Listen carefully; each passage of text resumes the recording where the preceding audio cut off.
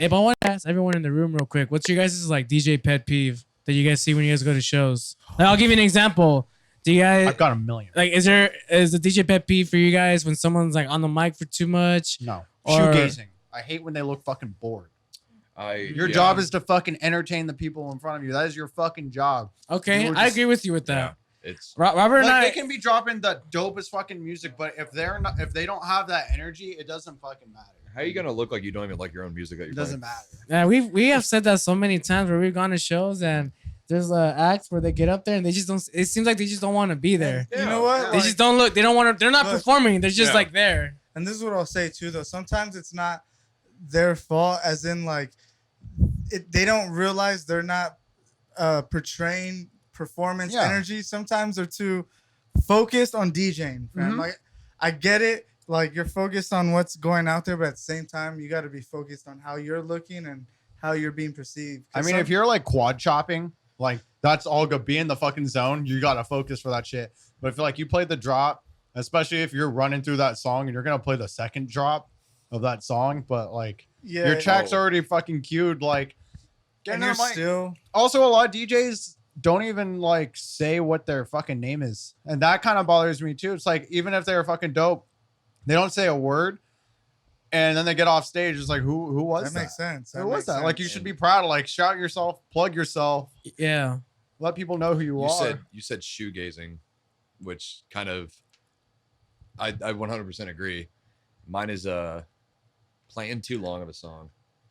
I have like a if it's nice, play it twice. I mean, yeah, certain things, but if you're sitting there, my limit to myself is like a minute and a half tops. Okay. All right. And after that, hey, we're switching the drops. Like I'm doing something else, I could switch drop or, double it, something. And I hate, because it kills me. Because like if people are there, like, I know this song, and they play it and they're like, yep, this is that song. And they play a second drop. They're like, holy fuck. Yep. This is that song. And you don't do anything interesting. Like you may as well just put your Spotify playlist on. I don't mind it necessarily if it's a song that has very catchy vocals. Like if it's meant to be like saying to or something like that.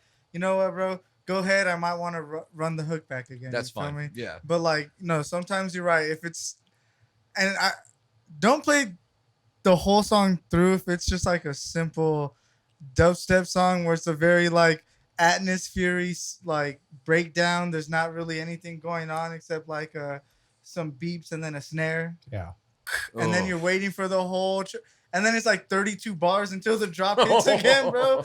And then you let that whole song play. That's where it gets rough. Kind of like, yeah. It's rough. I like when people, like, if you're gonna play the song, mix into it. Like I've seen a lot of DJs will put in like any popular hip hop track over it, and it's playing over, so it kind of like adds that element. But yeah, sometimes I just watch people play through the song, especially if the second drop is almost the same as the last one. If the song goes somewhere and it changes, feel free to play it through. But if it's like, 8 bars of the rhythm drums, 4 on the floor, going all the way through, and they don't drop it into like another one at the second breakdown, I don't know. If it's your song, I guess you want to play out your song. That's but true. We play through all of our songs like fucking fast. we were listening to a mix up here, and there's another pet peeve. This is a personal pet peeve and just like a huge preference for me. If you have the master track and it's got sweet ambiance and like this a lot of bass and everything, and you drop it into something like super minimal and there's nothing behind it, it kills the entire fucking vibe for me. Because like I'm sitting there for the build up, like, oh shit, he's about to do crazy, and it's like bum, bum, bum, bum, bum, bum, bum, bum. Like fucking kills me, dude. Oh hell no. The build up was too heavy for you. Yeah. What about you? What's your DJ pet peeve? Well, you know what? For a while, and this is because of me, maybe not seeing like good chopping performances, but for a while, like my producer mindset would get a little mad seeing a lot of DJs double chop like clean ass mixes. Because a lot of these songs, they have clean ass mixes. Like if you play them just by single, I'm like, dude, this is a clean ass mix. And sometimes I would see DJs chop with 2 songs, and it would be 2 songs and they each have a clean mix, and they would just like not execute it right. And I'm just like, dude, these songs are getting fucked. These songs mixes are getting fucked by this chopping, and I'm not a fan of like this is like getting into it. Like bad chopping was like a fan of bad chopping, but just chopping in general. Cause like for my producer, I'm like, dude, like this song does not need to be chopped. Like the mix, like the integrity of the mix, right? I'm like, dude, like let's just protect the integrity of the mix. Like I don't think you need to put another master track over another master track. Like that was my thinking. Like at first seeing this chopping thing, I'm like, dude, like. Do we need to add another like fucking mastered ass like loud ass upset track onto another dub, Dude, or double dropping? This is like more double dropping, right? Chopping like you can still kind of like control volume, but double dropping that's double dropping specifically is when I'm like, I'm just like, damn, like we're now adding two mixes together, and you gotta really know what you're doing. And I think at first, like when people were hopping on it, it was just I wasn't really a big fan of it at first, but now like as people have gotten more practice of the chopping skill, like. I'm much more acceptable to hearing a lot more chopping and or double dropping specifically. That's what it is, though. It's just bad. Like at the end of the day, chopping is still an art, bro. Like, and fuck yeah. There's people that do it right, and there's people that don't. Like some people just wanna chop their favorite songs together, and bro, sometimes your favorite songs don't work together. They're your favorite songs because they work good independently. Like, dude, I'm not gonna name the DJ, but one time we were playing out at Camp Trust and we were just kind of free mixing. It was just like open decks for the day, and I had we started getting like a pretty good crowd because like our sound system was banging, and I was like, yo, this one's an original, blah blah blah, and I was doing a back to back with someone, and so as soon as I dropped the original, the person who I was going back to back with started chopping it up with like one of the songs that they picked. So they were like chopping up my original mix with some random song. It wasn't even close to the same key, and it was just off. So like that production thing that you said, I was like, bro. I'm just saying, like, it just goes back to me, like, just like it's just the producer mindset of like, oh damn, like this track has a nice mix, and like I don't know, like I feel like the integrity of the mix now is just, it's just not like going that way. I could say that does it really well, and like you. And I don't even think Homeboy's known for like chopping, but I just think whenever he does chop and double drop, he just does the right music selection. I'm pretty sure you guys seen it too. Dubstep, like his music selection when it comes to dropping, like he'll pick bangers, bro, and then he'll put something underneath it just to give it a little more like flair, just a little bit different. And that's the thing that with a good chopper will do is.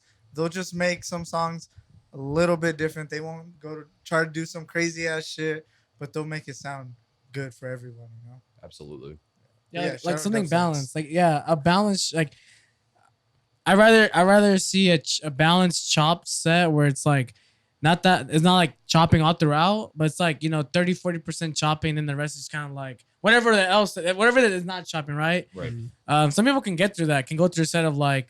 1 hour just straight chopping. But yeah, I think for me, like, 40% like of it being like chopping, I think I'm cool with. But like overall, just chopping, like I like to hear just some songs independently, Yeah. Especially if there's something that I'm familiar with. I'm like, oh, I want to hear this independently, and I don't know, it's got to be a real good ass like combo, chop combo, Absolutely. But that's just like a decision like you make as a performer, whether you want to make your performance just straight chops. Or 50-50 or whatever that case is. I mean, what do you guys think? Do you guys think chopping now it's definitely a lot more frequent in sets, especially with bass sets, right? Like, kind of got to stand out, so you got to make your bag of tricks look extra special when you're on stage. Right? Yeah. It's one thing to produce and play your own songs, but you also got to be that entertainment source on stage. So when people get down when you start like chopping, especially when it's like 2 songs. I mean. Sometimes if it's like rhythm, I get like the 1 deck, 2 deck, like that kind of chop just over and over. Like that's cool. But sometimes, I don't know. I wasn't a fan of it at first, but he showed me a lot of like dope doubles that I didn't think were like work at first. Like he doubles one of my songs in our sets. I hated it at first, but I was like, actually that really fucking works well. But crazy. It makes it more entertaining, I think, if you can do it. And it's definitely a lot more popular now. I think you have to kind of like stand out and be a good DJ and be a good producer and be a fucking TikTok influencer. You got to just like you got to check down all these boxes, if you want to like stand out. You got 6 jobs now. You got 6 fucking jobs now as a producer. It's no, definitely whenever we first started just even fucking around together, like, kind of showing them a little bit like tips and tricks that I've learned from DJing, because he's more focused on the producing aspect. So when I showed him, you know, like, well, this is what I do, and I love chopping melodic dubstep and just doubling melodic dubstep. And there's some great fucking tracks that you can really do it to. But I think now seeing a lot of DJs trying to do it, like small minor mistakes that maybe the crowd won't notice, but if you're standing there watching, you'd be like, hey, you might want to kill one of your lows, or bring it down a little bit, because as soon as you drop that other track out and it's to the other one, the room's going to sound empty. So it's just like small things like that. But I think I encourage everybody to experiment, you know, definitely. I feel like that's the thing with chopping. Like if it's done right, it sounds amazing. But like if you don't have the timing for it, I'm sorry, like practice a little more or something, because one small like move when it comes, like even pulling the fader down slower than you should will make it sound really bad.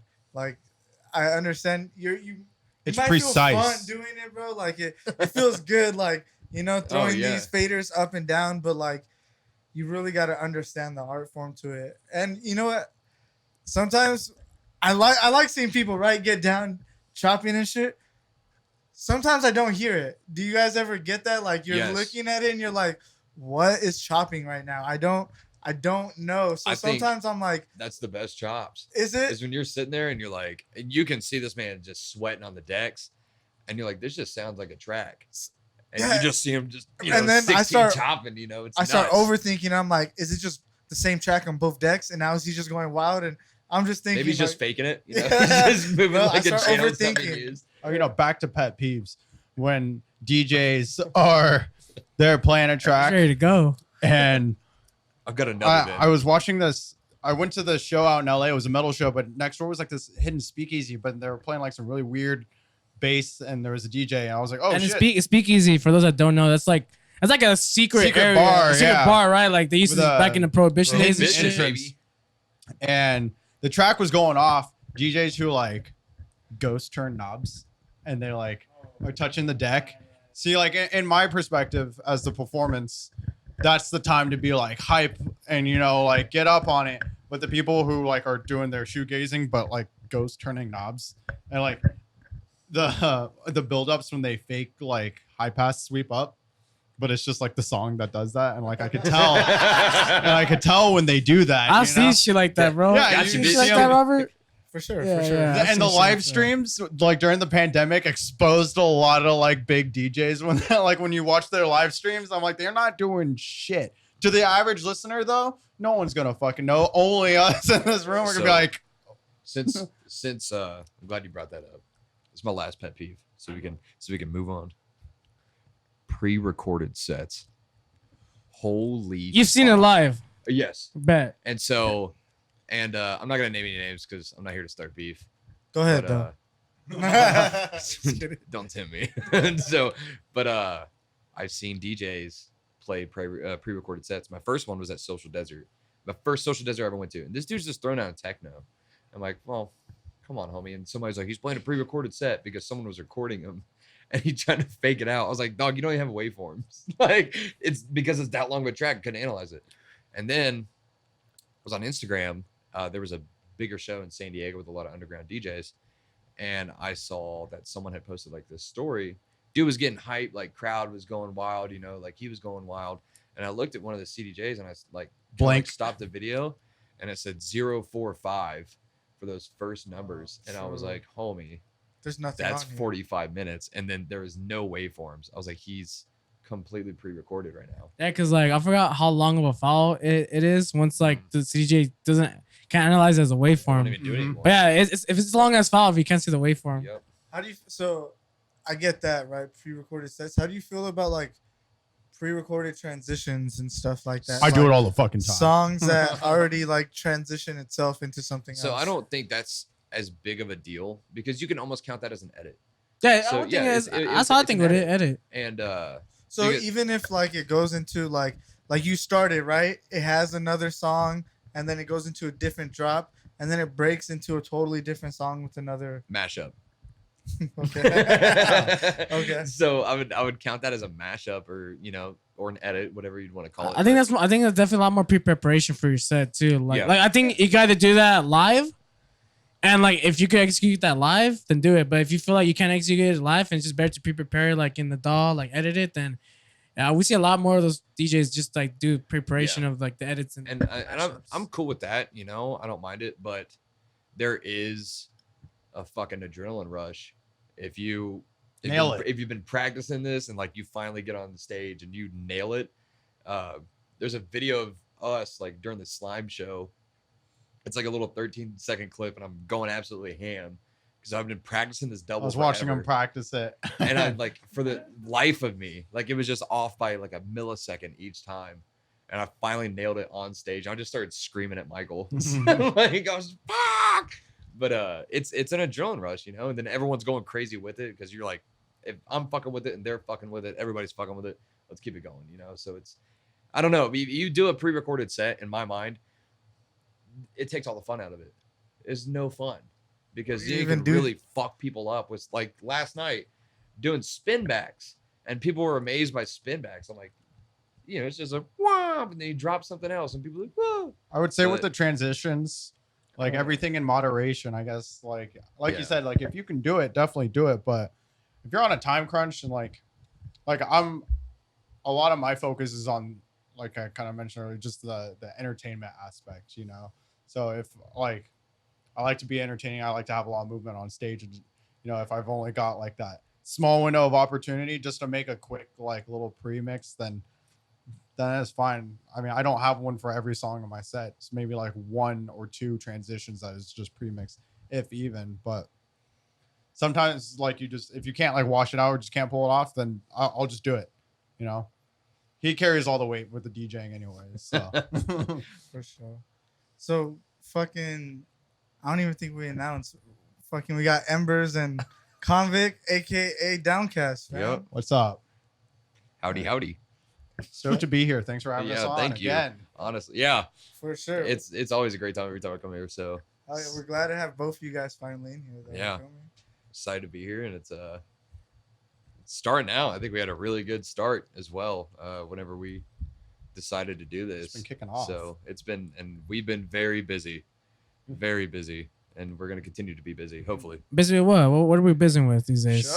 Shows. Right after that low end show, we went and played a retrospect the next day. Yep. Then, so the Wednesday right before that, Friday for the low end, I played at Toro, and then after that weekend, he played at Toro, and then the week after we played retrospect, and then we just did San Bernardino last night. Yep. It's been nonstop, which has been good though. Booked and busy. 2 weeks. Yeah. 2 weeks we have another Toro show in San Diego, and then we also have retrospect for Slightly Spooky. And that's both you guys. Yeah, now it's both of us. I'm retiring Embers. It's really? Yeah, so right now it's just Downcast. Damn, man. So you're getting rid of that fire ass merch you got on, fam? I know. For real.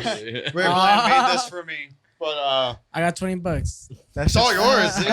20. I think it's my size. I'll Just make it my just make it a size. cutoff, you know? Right. But, no, and even going forward now, I don't even want to really focus on Convict as much. Downcast is kind of full steam ahead right now, and so putting a lot of our time and effort into that. So we've got some really, really cool shit.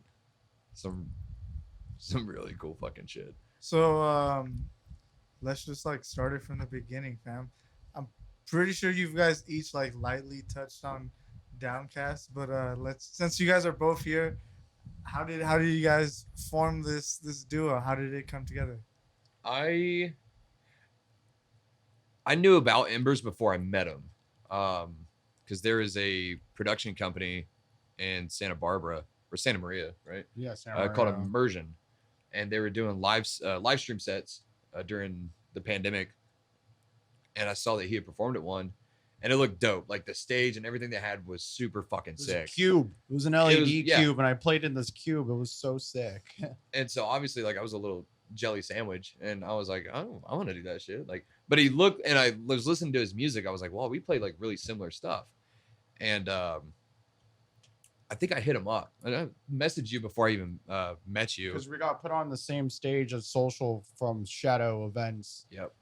So got you. I hit him up and was like, dude, you know, I saw that you play this, and we started talking about like how we DJ, you know, what we do, what do we kind of go for. And I was like, dude, we play super similar. Like, I can't wait to meet you. and I was playing my set at social, and some random dude was like up at the front, like headbanging and shit. I was like, oh, this dude's getting it. And I was like, he looks kind of familiar, like whatever. And then afterwards, he's like, dude, what's up, man? And I'm horrible with names and even faces. He's like, who the fuck? And I was like, who the fuck is this guy? But it turned out to be him. And the next day, we had a CDJ 3000s and like a little sound set up at our campsite. And he came through. And then we went back to back, probably like 8 hours, about 8 all hours, day, just all day. We didn't leave the fucking tent. Just that was before Trust was a thing. Trust just had the CDJs out, and they just let us jam on it all day. Yep. And so we were just jamming and started talking more.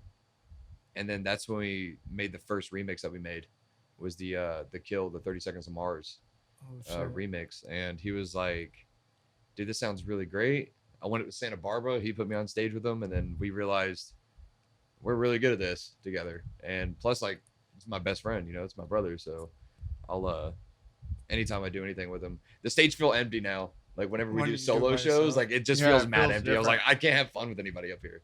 So it's fun. I love it. I feel it. And from the start, then it was all you for production and then you DJing? Yeah, so for the Kill remix, he played out a kind of similar version during his live sets, and I fucking loved it because I love 30 Seconds to Mars, and I was screaming my head off when he played that remix. And I was listening to it, and I was like, I can make this fucking better. I can make your idea come to reality, pretty much. Because it was like a DJ mashup on what is it? A Make It Bump remix? Yeah, it was a Make It Bump. So he doesn't really produce, but he has amazing mashups. And I was like, I want to make our own remix. And I took his idea from what he was playing in his set, and then we tossed it in there, and it came out really well. And then we decided to start making music, and then the next one that came out was our dear friend Husky's remix right over there. Oh, swear. Yeah, and that one took off. Hey, so let me ask you guys this real quick. Now that we're talking about the remix, because that's specifically 130, like around that 135. BPM. 135, right? So with the whole Downcast project, are we gonna be hearing a lot more of that stuff? Is 135? He's always got this. He told me, because most of my tracks are 150, 140 to 150 is how I've always DJ dubstep. And we were talking one day. He was like, "I have a plan," and it was like a philosopher trying to talk to me. He's like, "I've got this vision." I was like, "What?" I was like, 135 BPM dubstep. Like, dubstep will be 130. I was like, it fucking will be, though. It fucking will be. And he started showing me the tracks that he was working on. You can bump it up to 140 if you want, you know, like it's not that far, it's not that much of a difference. But at 135, when you slow it down just that little bit, it makes a fucking difference. It was, oh man, it hits hard. Like, hit. You have a lot more room in between bars to put more notes and more sounds that just kind of make it slam down a little bit heavier, a little bit more stompy. I listened to this underground artist named Morte. He's like one of my biggest dubstep inspirations. Makes me want to quit daily. This motherfucker. Every time he puts out a track, I'm like, fuck. But a lot of his tracks are at 130, 135. And I didn't realize that until he sent me a lot of his unreleased IDs, and I started playing them out in my sets. I was like, fuck, how am I supposed to DJ this? Because like I was the same way. I was always at 150, 145. But it makes a difference when you fucking hear it. It's especially in bass music, bro. You're able to add so much elements, and like you said, with the slower BPM. Someone that Carlos had put me onto when we started doing the Guess the Tempo segments is Akira Khan. Yeah, Akira Khan. Yeah, he's a young bass producer overseas. Like 115 or his he's like 16, 90. 17. He's like, he makes heavy trap bass, but like the most abnormal BPM. Like the BPMs that you wouldn't think of. Like you download a lot of his tracks and they're not the traditional like BPM set for that genre. Like it'll be like he calls a lot of that shit death trap too. Like he'll make trap 120. No, it's just screaming. Industrial drums. And it's fucking slow. And the notes that you can put in between. It's like Stuka shit. You don't think it's that slow though. Listening to it, you're like, oh shit, this is some. If you're just listening to it and you're just coming from someone that listens to traditional like dubstep music, you're gonna think it's like 140 type shit, but it's slow. I mean, even kind of like a little bit bigger name that I was fucking with that was slower, like 120s, is Sam Lamar. Sam And Sam Lamar, yeah. Lamar's got Okay. some really crunchy shit that like he just throws in. It's disgusting, but like I agreed. Like 130 is the way to go. We just gotta start making sense. We're gonna have everything.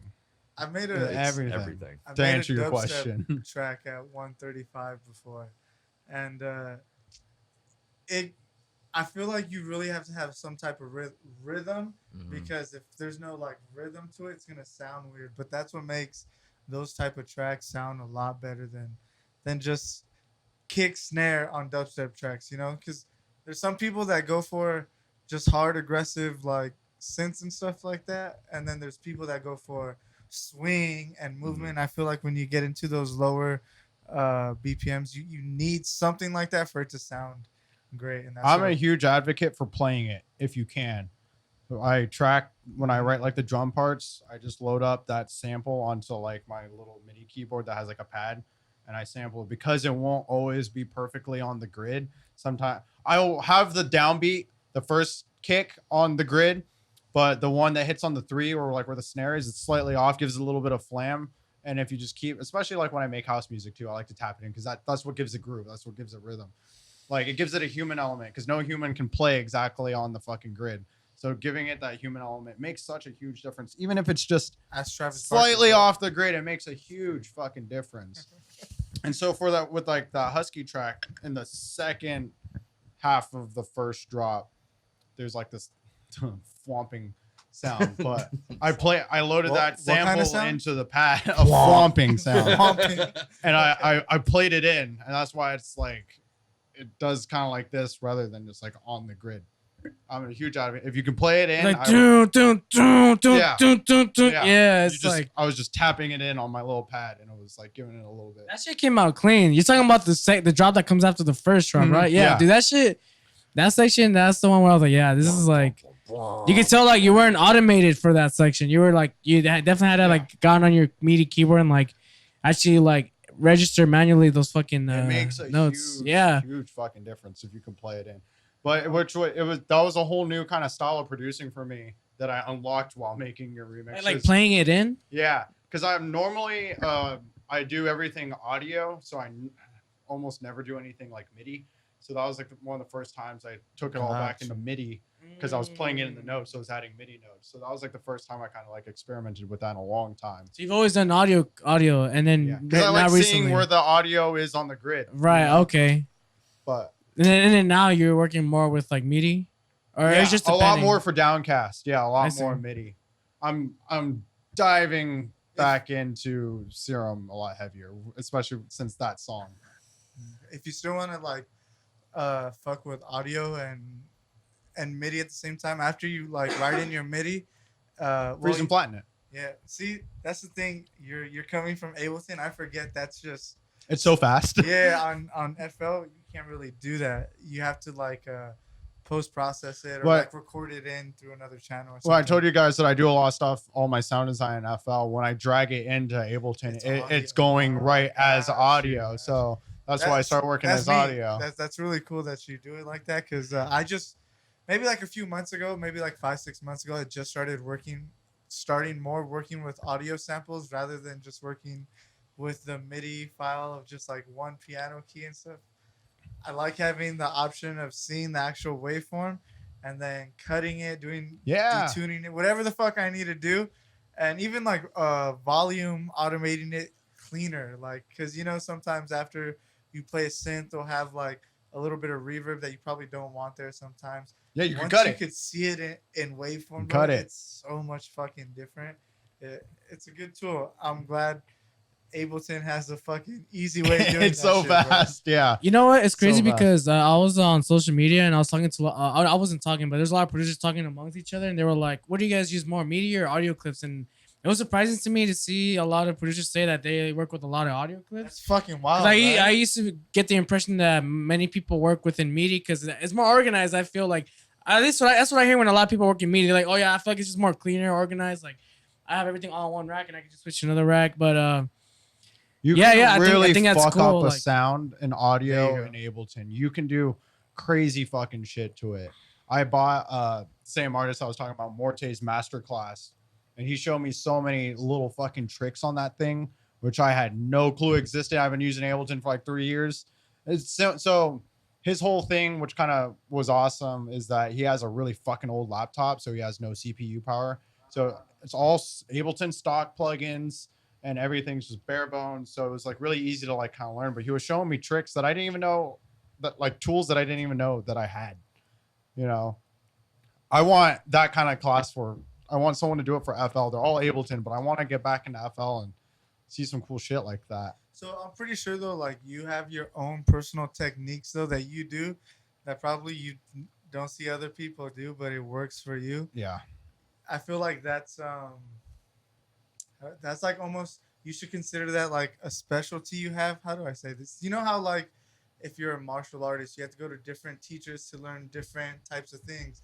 That's how I see fucking producers. Like sometimes if I want to learn how to make a nice hard percussive synth, I'm gonna go to a Murata tutorial or learn from Murata because that's what he specializes in. Yeah. If I want to hear some like a tutorial on some really hard basses that sound hollowed out, I'll go to that one Lumpaski. Lumpasketty. How do you say their name? Lumpasketty, I think is what it is. Yeah. Like, did you ever hear that EP on I give up. Disciple?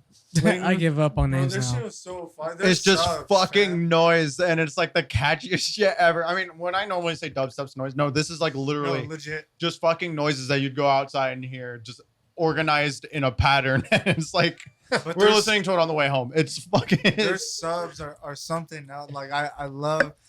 For me, they're the pinnacles of what I want a sub to sound like for everything. I don't know, like they just mastered that. And then I don't know. I just started talking to other producers, and they just started telling me things that they do specifically that I do a certain way, but they do it that way because they get a slight difference in like using some dude told me he uses the parametric EQ, like you know how I don't know if you know this, but there's a line that you could pretty much cut out volume up and down, right? Mhm. He uses that for his automation because it gives it a little like whoosh, whoosh, whoosh, when you go up and down. No kidding. Yeah, and that's shit that like I wouldn't have known. Unless, And he's a house DJ too, or producer, and I'm like, that's fucking unique and like that's different. And I'm like, I would have never known this unless I started talking to you about production type of shit, you know? So that's really dope. That's how I see producers. We're like senseis in our own. It's such a big can of worms when you can just dive into it, because everyone does it differently. You know? Yeah, each genre has like its like principles of like how like a certain production should sound in that genre. So yeah, you definitely can learn a lot of different stuff, like going with like a house producer's studio and like them teaching you like, you know, what their process is to make house music, or going to a drum and bass studio and seeing how they make drum and bass, or like what's the foundation of a track like that.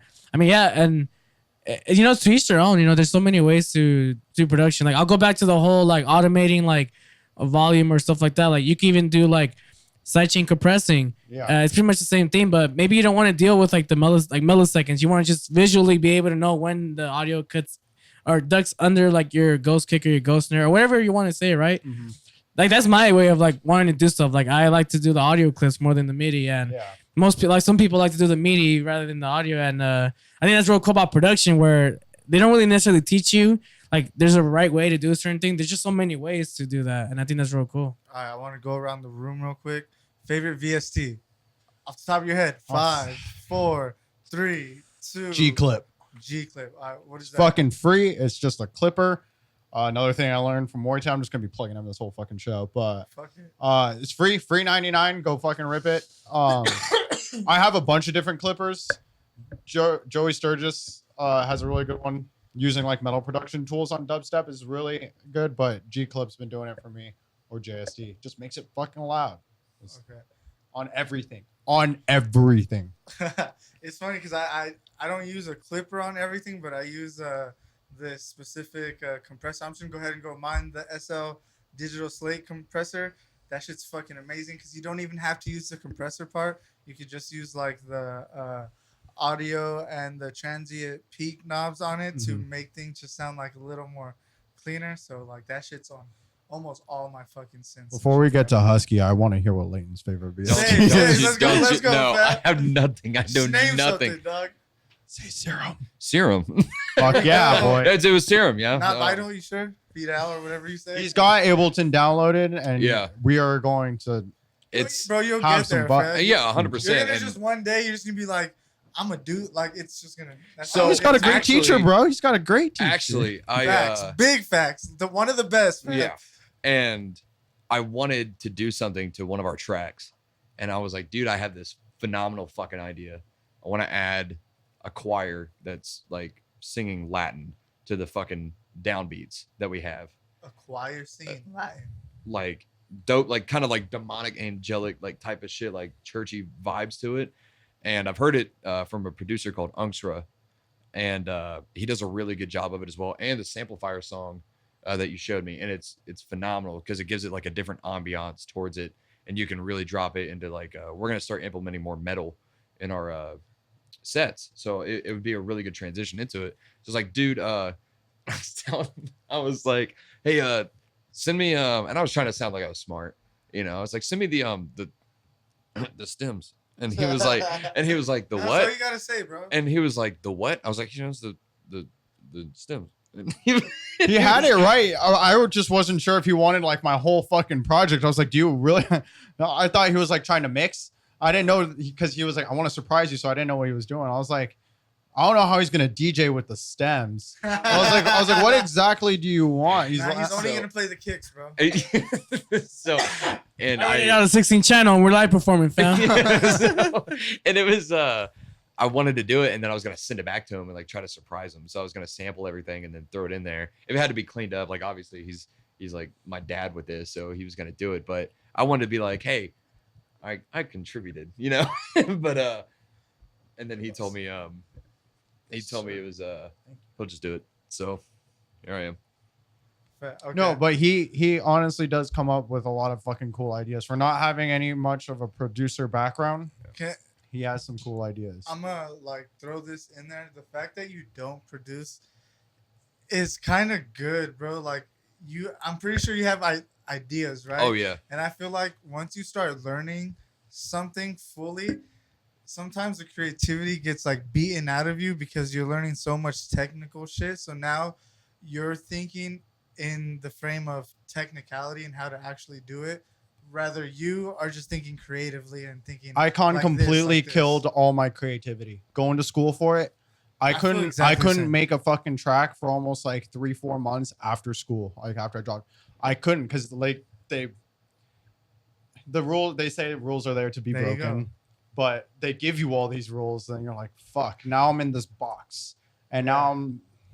It's crazy. So If you're making dubstep, fuck -6 dB, fuck -12 dB headroom.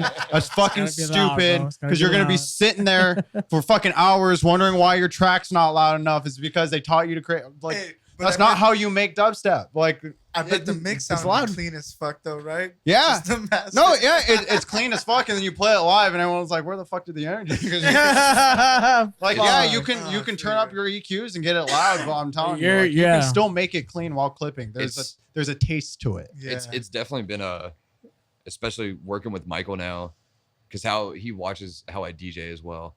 And at first, when I first started DJing, like in front of him, he was like, "What the fuck are you doing?" Because how I set up, like a lot of my transitions are way different, and I'm starting to get him out of it because he was looking at DJing as from a producer aspect, and he was So like, hard. "Why are you starting your intro cue in the middle of this other melody?" On like bar 13, it's not on like one of the And four I'm sitting bars. I'm there, like, what the fuck? and I would do it, and I'm like, okay, watch, and then switch the drop or use that same drop after, then delay the drop with another track. And he was like, oh, because I mean, all I've known is DJing. So starting from Serato, which was like God amongst men for DJing, like The OG. love it. The OG. But Started from Serato, now we're here. no, yeah. Now we're I wish we were record still box. on fucking Serato, dude. But, what I Serato could do, sounds- standard. what I The could new- do now on Serato since learning on CDJs all fucking day long. Bro, when it's the- like- As much as like I don't like it for the live performance aspect, Mhm. I really wish we could still use our laptops. Like I really wish Yeah. we could just loading. Like that's Yeah. it's so convenient and makes it so easier. But even when I see someone DJing on a laptop, it has my mindset geared differently for some reason. I just not judge the DJ. I just think of you as a different type of DJ when you're using a laptop. It kind of reminds me of wedding DJs. But what I say, it matters the music, right? Yeah. Like I feel like if you're a top 40 and I feel like you don't got a laptop, I'm a little concerned. Yeah. No, hey, straight up. No, I'm gonna say straight up. If you're EDM DJ and you got a USB, bet. But if you're a wedding DJ, if you're a wedding DJ and you got a USB, yo. Are you sure you have all the slaps in your 64 gig? I'm really worried about the CDJs at that point with like a wedding DJ that he's not gonna fry that entire thing with 120 record gigabytes box of fucking the cha-cha slide. But yeah, I can't imagine doing those type of well, gigs. even the beta for the new Serato update. So Serato stems? That's just crazy. You can good. isolate drums, vocals, and fucking bass now. So they've been flirting with that for a while, bro. Oh yeah, bro, it's here. I just saw it the other day. I think I was on TikTok Like if I load up a track, it's gonna stem Watch out this. my Yeah. fucking But there's I don't want to say though, like Yeah. they're good. Don't get me wrong, Serato's good at it. There's other sites that are better for it, but Ableton Live. no facts. But also Serato's cool because they're also a VST, bro. So you could just get the Serato VST for Ableton. So you could just use all the effects, everything. That's so fucking cool. Yeah, so that's why, bro, Serato's top tier, fam. It's Top just, tier. Okay, you know what? I actually thought about this a couple weeks ago. You guys know Tractor, right? Yeah. Do you guys see Hate it it. as like a Hate it. good? You know what's crazy? Tractor's actually native instruments, though. Yeah. Native Instruments that. has a bunch of amazing VSTs and stuff like Yes, they do. So like, But I could not. I've tried my buddy's. He has a Tractor deck too, and like the deck itself is so out of this fucking world. you need a laptop for that shit. Yeah, and they do it on the laptop, and I just could never pick it up. And also, anytime I see, we were talking about this, the fucking waveforms going vertically, I'm just fucking lost. How I learned how to DJ on Serato, the dude was using the vertical waveforms, and it was so fast. And he was DJing reggaeton, and so it was just doing this the entire fucking time. And he was like, "Watch this shit," and then does absolutely not. I'll go cross-eyed. I hate that. No, Really? Bro, I love it back to back I'll like go that, bro. cross-eyed, dog. It's so It's- easy, bro. Because all you gotta do is line up kicks or snares, and No, it's just I don't know, bro. It's Absolutely so not. that. easy. Y'all ever fuck the AM mode on Serato? I don't believe I have. The what? AM mode? That's deep mode right there, fam. No, what is Oh, that? dude, that was some shit that like if you didn't want people to look at your track ID, you just type AM on one of the BPM boxes of your tracks, press enter, and like the whole like track info, like the description of the track Just will disappears? disappears. Yeah. So like as soon as you load on a track, it won't say what track it is. Yeah, I remember when I was DJing in high school, I would like start going to these club gigs, and I was trying to see that's a sick ass track, and I'll be a peeping Tom. I'll try to see what the track name was, but like the whole shit would just be like black, and it would just be like the waveform. I'm like, dude, what the fuck? Like, So I would just look at their bottom bar and wherever the fucking brown highlight was over, bro. I was like, it's that track. Okay. yeah. I mean, shit, I didn't even think about that, but yeah, I mean, it was a secret function at first on Scratch Live, but then now on Serato DJ, you can just go into settings and it says AM mode, and like you can just check it off. I'm gonna go home and try that because I still have my yeah. Serato deck. I wonder if it still does this, but I wonder if y'all know about this. You remember on Scratch Live, you were able to play ping or pong? Oh, like Pong, yeah. Were you really? Yeah, so if you That's so funny. if you had two jog wheels, pretty much. If you had fucking turntables, you were able to use the turntable as The up controller? and down. Yeah, the controller. Oh for my up and God. down. So cool. And on the laptop, it would project the pong thing. That shit was lit. It was low key shit that like, why? You feel me? Why? It's programmers getting bored. It was a little nice Easter egg though. That shit was yeah. pretty If you're cool. bored DJing at a wedding, that's what we're talking about. Just playing pong. They want to hear Mr. Brightside again, you know. So I'm down. Fuck I'm it. like, oh yeah, dude. I'm on You the want shit. you want a song that makes white people go crazy? It's Mr. Brightside or the Cha Cha Slide, Cupid Cha-cha Shuffle. slide. All every fucking sour cream in that room is dancing, bro. Yeah, bro. Yeah, I still do like corporate events sometimes and like weddings and shit. And Oh, they're Don't you wish you had Pong? don't you wish you had Pong? Oh, bro, I have a phone on me now, fam. We got, fucking we got true. all that shit, fam. That was the days, though. That was the days. Oh, wait, Eh, Husky, what was your what? favorite plugin? Oh yeah, true. I've been really fucking with two lately. Fruity Chorus Mm-hmm. and Gross Beat. Okay. But Fruity Chorus is a good honestly, one. Gross Beat is fucking just. If you know what you want to do with that shit, like it definitely has a dope as bunch fuck. of routes that you could take, like especially if you want to like mess around with like pre-drop vocals, like you can just throw a Gross Beat on it and like instead of just like having it say like his original phrase, you could just like make it do like a glitchy ass fucking like Yeah. some dubstep ass rhythm match. Like I don't know, it's just Once you learn how to use it, it's really fun. But I remember the first time I jumped on it, I'm like, it's just destroying my song.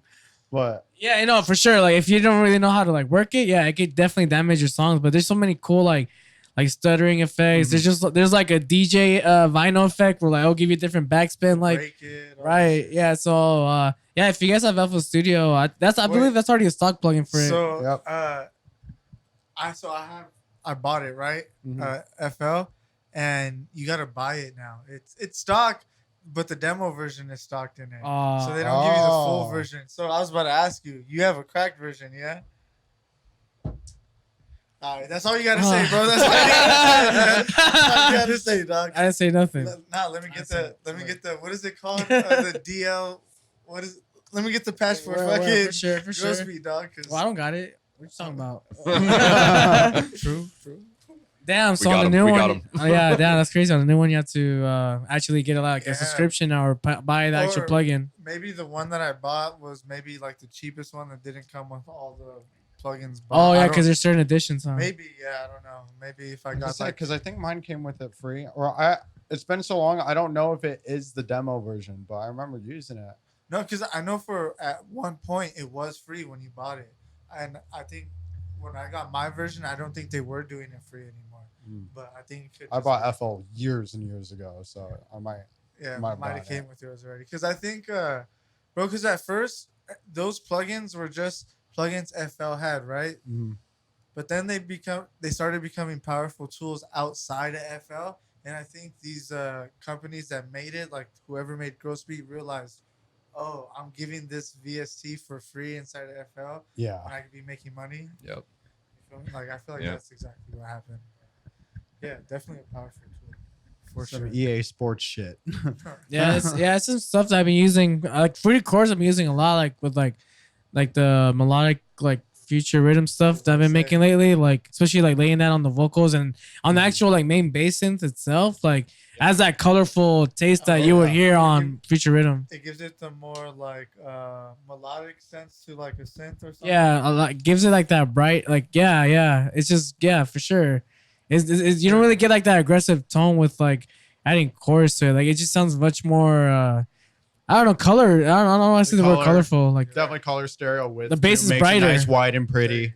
there you go. Yeah, It sounds like a vocal, like the effects you put on yeah. vocal. I've only It's just nice used it and on wide. vocals and like synths that are maybe like arpeggiated or like chord based. But yeah, I like to see how that sounds like another elements of bass music because I've only just used it on really just those two main instruments. But yeah, I wanted to ask, how long did it take you guys to come up with your name, Downcast? Like, how did that come to be? Not too long. 3 weeks, maybe tops. He threw. I'm terrible with words and names. Yeah, because my shit took me like a while. Not like I think like a week is a while, like for a name, but I don't know about you He guys. was throwing me a lot of names, and then we had a bunch of lists, and I was just basically like, no. Well, that's what cool, were some of no. those names? I want to know. You know, I think I still have the list. I want to know. I might. So like I wanted that's him to- damn. I think it was in the end. It ended up being like a combination of a couple names. Uh-huh. But he was at least putting in a lot of the groundwork for that because Was like I mean, Embers was like literally fucking chosen for me by an instructor at Icon. Like picking a name is Okay. fucking tough for me. Oh, we got it then. Yeah. I found it. So what was it before So, Downcast? What were the we potential have candidates? There was like 8 or 9. So Cyanide Twins was one of them. Cyanide Twins. Somber. Somber. The Tatted Baddies. Down Sad. Down Sad. Okay. Sullen. Sullen. The Somber Suns. Dejected. And then finally we got to Downcast. I think I like the D's. And then Yeah. What was it? I was like, down sad is Down too sad, on the down nose. sad. Like that's Sad. just like too on the nose. Because it was I said Down Sad and I was like, that's pretty close to Down Bad. And I was like, we're not simps So out you guys here. aren't gonna use Down Sad anymore? No, we're not gonna use Down Alright, Sad. so check out It's my open, new bro. alias, Yeah. Down Sad. It's open. Coming out soon. But no, I came up with Downcast, and it means feeling despondent. And despondent, I had to pull this up, was in low spirits from loss of hope or courage. What dictionary is that out of? Oxford. So it was. Sounds legit. Not urban. I think a lot of people. This is a little more of a serious note, but it's a lot of people in music industry have been dealing with mental health quite a bit, from depression to anxiety, and I know myself have had my struggles. He has as well, and with a lot of dubstep and a lot of music, people can feel a lot of emotions through it. And feeling despondent, feeling a lack of these emotions. And then you go to these shows and you're surrounded by the people that you love, you're surrounded by people that share the community of music. And so I thought Downcast is really, really fitting for us because, you give that inspiration that things are going to be okay, or you mosh it up with your best friends, or you cry with your friends, or whatever it may be. And you enjoy that music with that people. So It's cool. I like that it means something too. Like I feel so it's just got thought behind it. I didn't really take a second thought of it when we finally were like, yeah, Downcast is sick. And it wasn't until like after our second show, he told me what it like meant. I was like, oh fuck. I was like, Damn. like, yeah, that actually like had some like impact. And I was like, I fucking love it. Like, I mean, I never thought the name as like it wasn't necessarily temporary in my mind, but that like stapled it for me. Like once you told me like a meaning behind it, Yeah. I think that can be powerful, and it's important to have, sometimes a message with music, because at the end of the day, music makes people feel things. And if you can try and get people to relate with what you're feeling, it's powerful. It's fucking powerful. I know a lot of the sounds that we make are fucking kind of bizarre, but EDM music can definitely have its moments where it's emotional. it was, I mean, lyrical. The last solo show that we both did, he had a really sick, like halfway through his set was all mid-tempo, and it was just so fucking solid. Like I love mid-tempo shit, and playing it, and it was a great time. And then I played my set towards the end of the night, and I always try to end it on like some sad boy shit, but like hopeful sad boy stuff. So like nice emotional, like melodic stuff. And his track that I played last time I was on here, Stay a While, I ended with that. But beforehand, I got on the mic. I was like, hey, I just want to let you guys know, you guys are loved. Like everyone out here is beautiful. You belong on this earth, whether you think about it or not. Like everyone, you are loved. And people were coming up to me after the show. It was like, that does mean a lot. Some people are going through that hard time that we just never know. Yeah. So if you can make an impact on at least one person with your music, then it's a good night. Fuck the crowd. Like fuck how big a crowd is. If there's 2 people, but you made an impact on 2 people, that's what matters. Big facts. With that track, Stay a While, real quick, those vocals, where did they come from?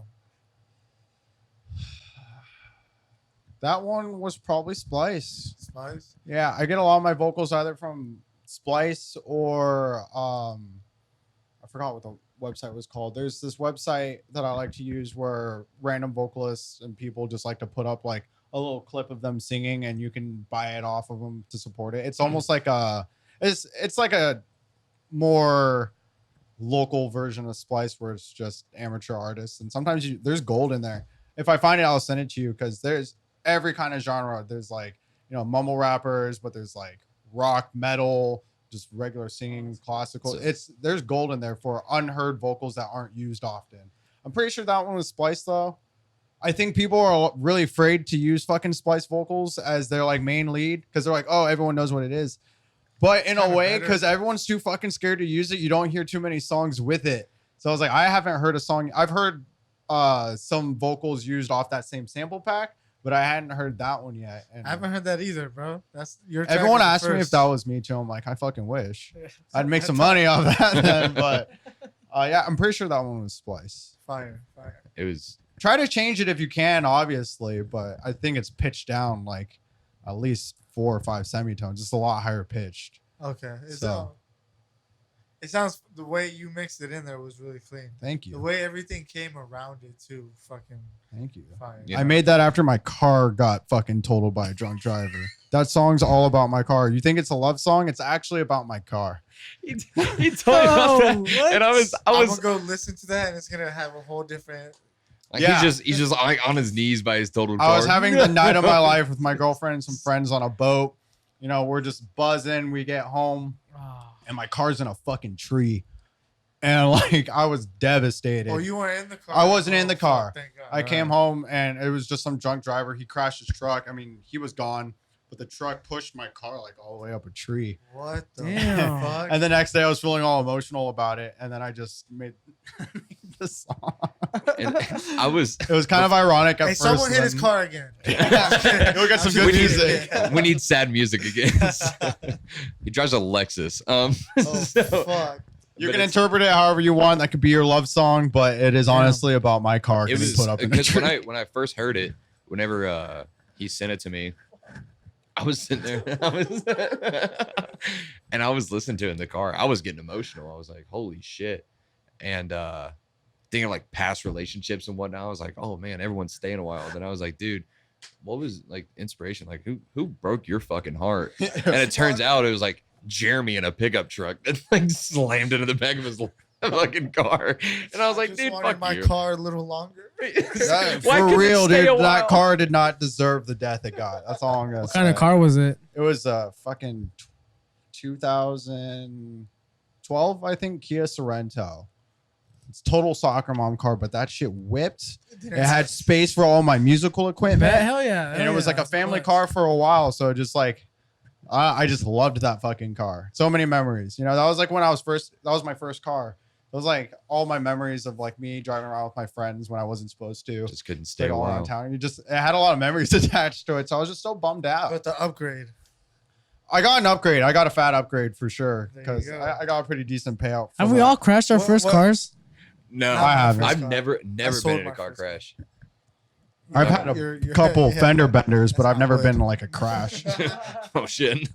But no, I've got a soccer mom car. I got a Toyota RAV4. That thing whips It's too. 37 miles a gallon though. That's all I give a fuck about. I have a baby mama car. I've been told. You What have is a- it? you have A a Nissan Nissan- Altima.